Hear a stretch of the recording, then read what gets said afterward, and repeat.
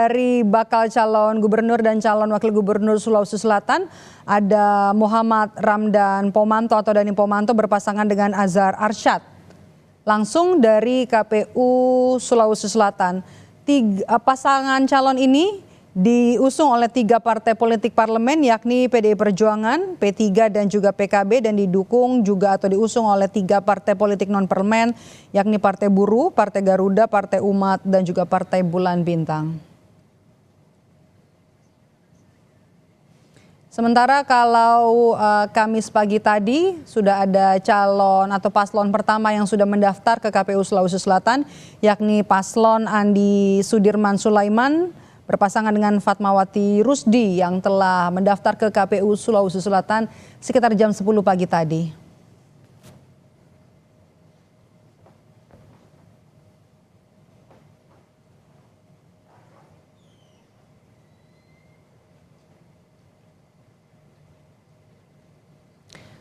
Kang Ujang, kita ke Sulawesi Selatan dulu nih. Kang Ujang, oke, kita akan mendengarkan.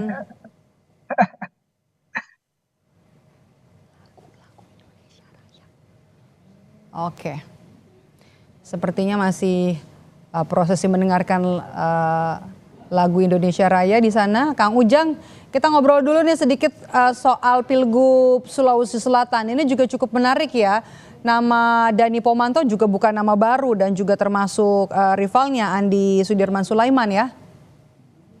Ya tentu tadi saya menyaksikan ya ada jagoan-jagoan yang dihadirkan di banyak daerah gitu. Dan ini menurut saya kompetisi yang sehat, yang bagus. Ketika para kandidat itu punya pengalaman, punya prestasi, punya kualitas, punya kapasitas gitu.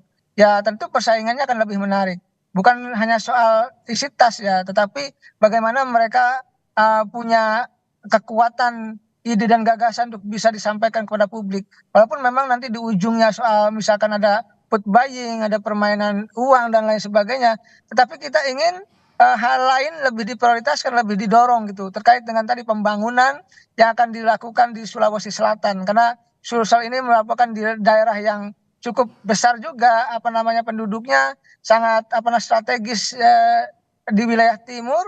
Tentu dalam konteks persaingan pilkada ini tadi mesti memilih figur yang berkualitas, yang bagus, sehingga nanti pembangunan itu bisa ditata kembali dan Sulsel menjadi katakanlah provinsi yang bisa bersaing dengan provinsi yang lain. Saya meyakini kalau kualitas pemimpin yang terpilih atau yang dipilihnya punya kapasitas, punya pengalaman, punya kemampuan, maka tadi ide gagasan ataupun perencanaan pembangunan itu ya akan berjalan. Berbeda kalau misalkan kepala daerahnya tidak mengerti apa-apa, tidak paham apa-apa gitu. Yang tahu adalah persoalan misalnya kalkulasi finansial saja misalkan.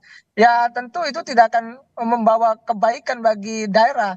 Yang dibutuhkan oleh masyarakat Sulawesi Selatan termasuk oleh warga di daerah lain yang sedang melaksanakan pilkada adalah tadi mencari sosok figur pemimpin yang peduli akan nasib warganya. Kalau tidak ya sulit untuk bisa dibangun daerah itu. Nah, kita ini banyak masyarakat yang tadi ketika mereka peduli di pilkada, peduli di pilpres, di pileg, ketika sudah memilih tahu-tahu ditinggalkan. Ini yang harus menjadi perhatian bersama dari para kandidat itu. Mereka kandidat-kandidat yang sudah ditawarkan oleh partai politik untuk diusung, lalu katakanlah dijual kepada publik, kepada warga Sulsel. Nah, warga Sulsel yang berhak untuk menilai.